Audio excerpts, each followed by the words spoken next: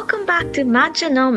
I'm Megami, and joining me as always is Toru Nanami from Hamasa-en. Today, we're going to explore the fascinating history of Hamasa-en, a company with over 160 years of heritage in Japanese tea. Toru, thank you for being here. Thank you, Megami. I'm excited to share Hamasa-en's history. It's been quite a journey from our humble beginnings to where we are today. Start from the beginning. Hamasa-en was founded in 1865 during the late Edo period, which marked a traditional time for Japanese economy as the country was slowly opening up to international trade following over 2 centuries of isolation under Tokugawa shogun's closed country policy. This period coincided with the end of Edo period and the start of the Meiji Restoration, which took place in 1868, when Japan began modernizing and engaging more extensively with the global economy. Toru, can you tell us more about the Hamasa-en's early days? Of course, Hamasa-en's story began in Shimizu Port, which was one of the first locations in Japan to export green tea to the United States. Our founder was a pioneer in this trade, loading tea shipments directly from the harbor. The company name Hamasa-en actually comes from the founder's name and the port's hama, or shoreline, symbolizing the connection between our tea and global trade. I read that green tea rapidly grew to become an indispensable flagship industry for Japan's exports. In the early Meiji period, raw silk accounted for about 60% of Japan's total export value, followed by green tea at approximately 20%. By the late Meiji period, green tea exports had reached about 20,000 tons, which astonishingly represented about 60% of Japan's total domestic tea production at the time. 60 to 90% of tea produced in Japan was being consumed in the US. Americans drank sencha in a similar way to coffee and black tea, mixing it with milk and sugar. That's right. Green tea was a major export for Japan, but by the Taisho era, around 1921, exports had dropped to about a quarter of their peak. This was mostly due to rising tea prices. As the exports declined, people in Japan started drinking more green tea themselves, and domestic consumption took off. As Japan's economy grew, especially during the post-World War II economic boom, Hamasa-en expanded into the domestic market by establishing a retail division. Although we started as an export-focused company, there was a time when domestic retail sales accounted for 90% of our business. Today, the balance has shifted again, with exports making up 70% of our sales. We now ship to over 45 different countries worldwide. That's an incredible evolution.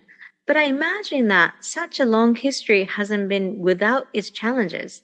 What are some of the hurdles Hamasa-en has faced? There are quite a few.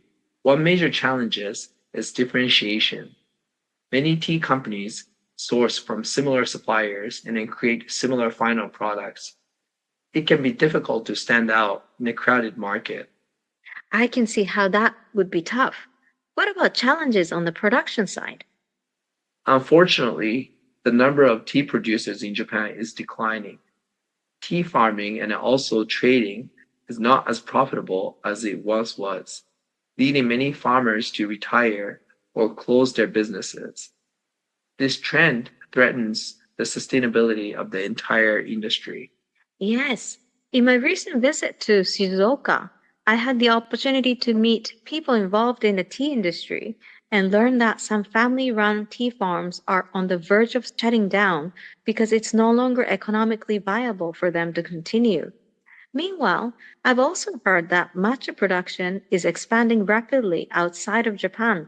How does that affect Hamasa-en? It's true.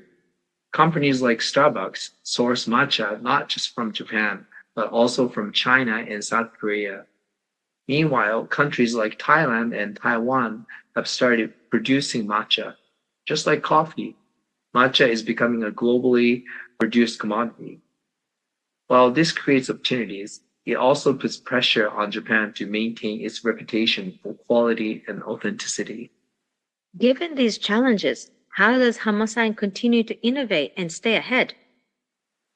We focus on preserving the essence of traditional Japanese tea while embracing modern practices. For example, we work closely with remaining tea producers in Japan to ensure consistent quality and experiment with new product lines to appeal to the international tastes. Our 160-year history gives us a strong foundation, but it's our willingness to adapt that keeps us moving forward. It's inspiring to hear that Hamasa-en balances tradition and innovation. Your story is a testament to resilience and creativity. So, what is your ambition as the fifth generation of Hamasa-en? Thank you, Megami.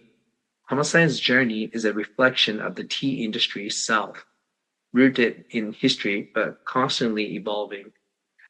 My ambition is to honor our 160-year legacy while paving the way for a more sustainable and innovative future. I want to ensure that Japanese tea remains relevant and cherished globally, not just as a product, but as a cultural experience. It's about finding new ways to connect people to the rich traditions of tea while embracing the opportunities of the modern world. Thank you, Toru, for sharing Hamasa-en's incredible history and insights. And thank you to our listeners for joining us for this episode of Matcha Know. Stay tuned for our next episode. Until next time. See you next time. Hope you're enjoying the Matcha Know. Up next, we've got something special for you, a music tune called Matcha, an original track from the debut album of dynamic duo MOSAIC. Seiya Matsushita and Megami blend jazz with the essence of Japanese tradition, using the power of music to spread a message of environmental harmony and social awareness, reflecting the deep respect for balance and mindfulness that is central to Japanese culture, often embodied in the spirit of wa, or harmony. Now sit back, relax, and let yourself be carried away by the soothing sound of matcha. Enjoy.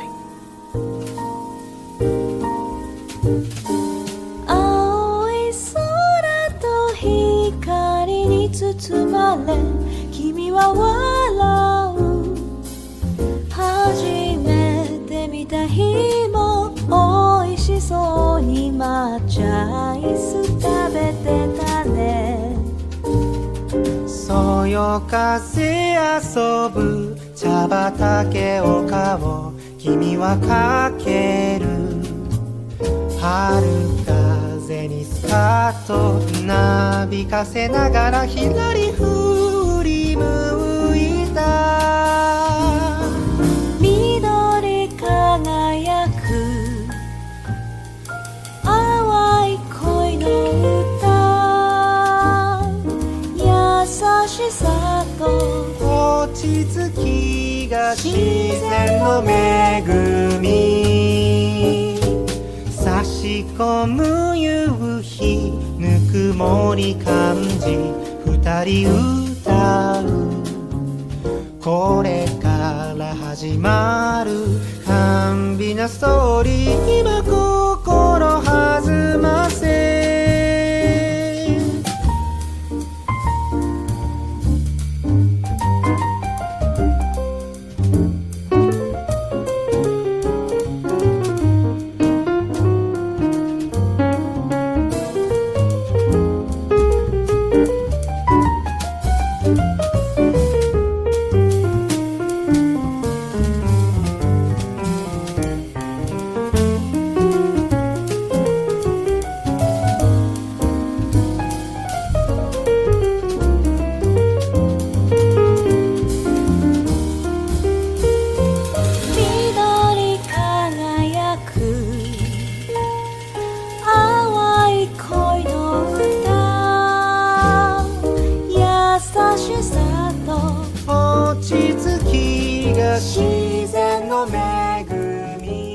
Thank you for joining us on this episode of Matcha Know. We hope today's episode gave you another perspective on the world of Japanese tea and sustainability. Whether you're sipping your matcha or exploring new ways to make a positive impact, we're grateful to have you on this journey with us. Don't forget, we'll be back with more insights and discussions a couple times a month, so make sure to subscribe and stay tuned for our next episode. Thanks again for listening, and until next time, enjoy your tea and take care.